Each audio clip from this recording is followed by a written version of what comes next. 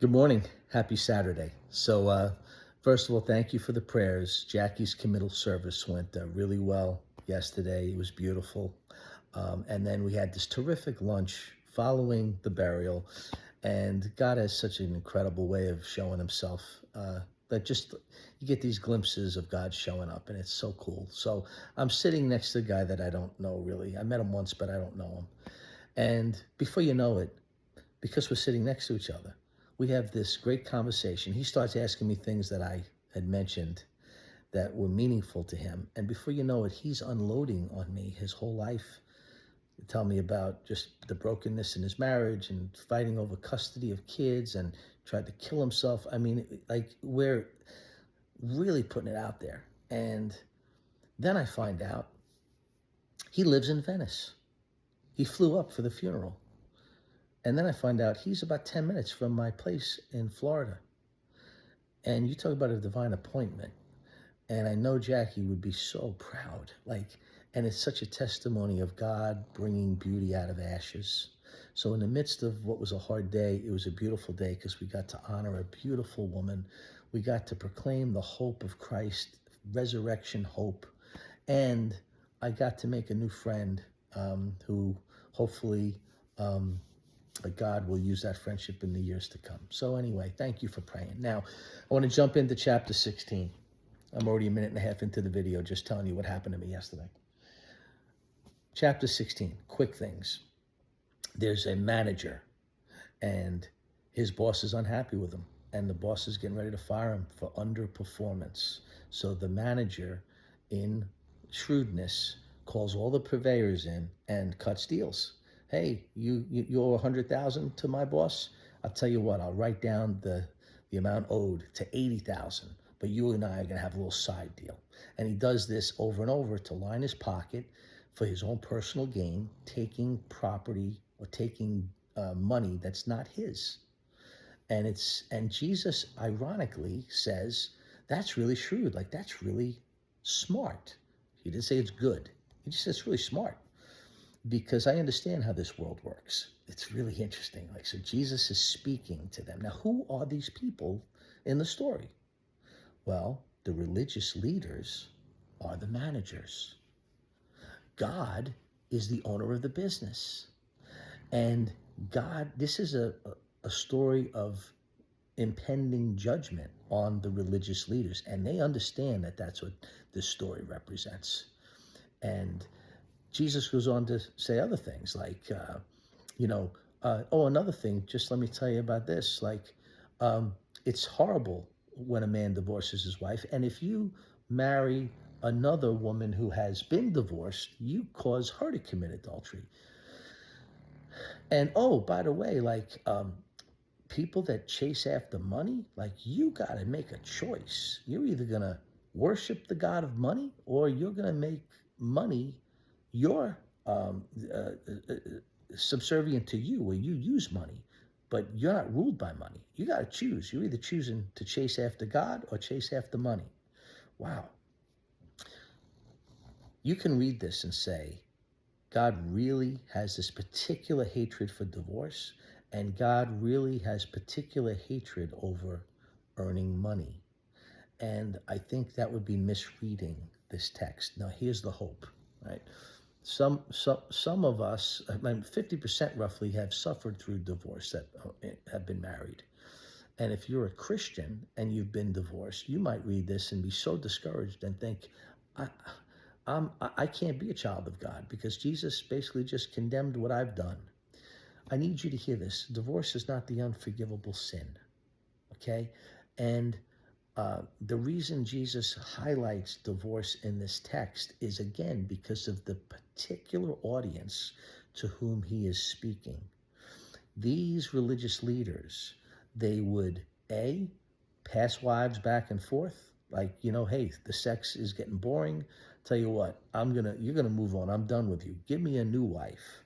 Oh, I don't like the way you make lamb stew.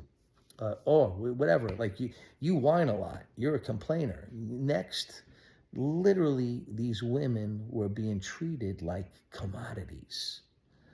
And Jesus is saying, wait a second, you are the representatives of the values of my Father's kingdom, and you treat your wives like garbage, and it ain't good. And then he talks about money. Like, you have this marketplace where you sell doves and other animals for these animal sacrifices, and you like triple the prices, and you make it so expensive for them to buy an animal so that they can perform the ceremonial cleansing, and you're lining your pockets with it, and you're getting personally enriched by it. It's disgusting. This is why he's talking about these two things. And I tell you what, now here's what it doesn't mean. It doesn't mean that we shouldn't wrestle with money. Like for me personally, I'm a real estate broker. Over the years, my wife works hard. She's earned a good living. I've made a decent living in real estate. We're certainly not independently wealthy. We both have to still work. But like sometimes I could feel guilty that I have a property in Florida. Oh, I get to go to Florida, flying back to Florida. Oh, and then you read a passage like this when God says, you got to choose. Are you going to serve money or are you going to serve me? Because God is saying that. You're going to serve money, you're going to serve me. And it's important that I wrestle with that. How much do I spend my time chasing after shiny things? So for example, a very tangible takeaway, right? Am I looking to run outside of the funeral and go on a listing appointment so I can get someone to hire me for a listing?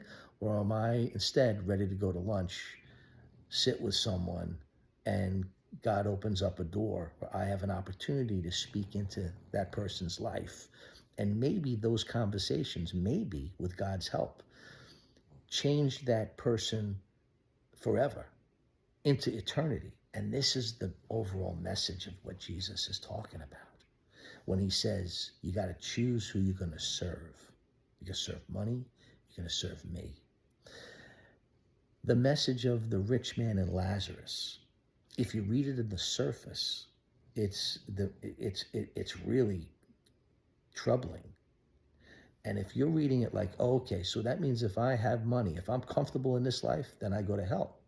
And if I'm miserable in this life, if I'm poor, I got sores, I'm abused, and I'm not seen, then I go to heaven. That would be the wrong way to read that parable as well. Okay?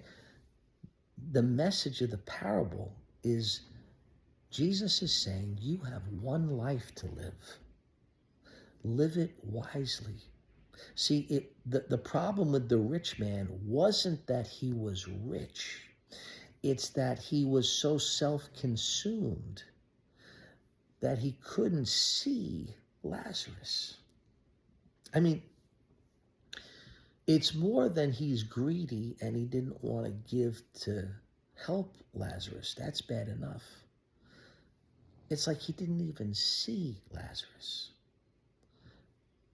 That's the depth of brokenness, that when we become this self-sufficient person where we're just thinking we've amassed this, we have all this security, and we don't see people.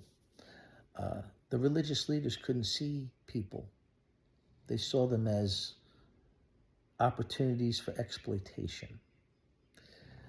And this is what Jesus is talking against. And then on Lazarus's side, the beauty of Lazarus is not that he's blessed because he was impoverished. It said in the text that Lazarus was satisfied. He was content to eat the scraps and the leftovers after the meal.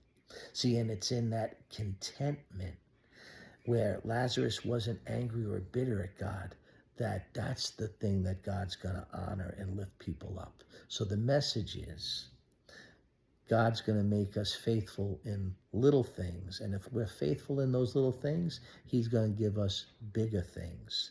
And then if we're faithful in those things, he's going to give us even bigger things. This is the overall message. And that's why John the Baptist, who in the story was the shining light in the middle of all of these religious leaders and all that darkness, John the Baptist is the shining light because John didn't chase after money. Chased after people.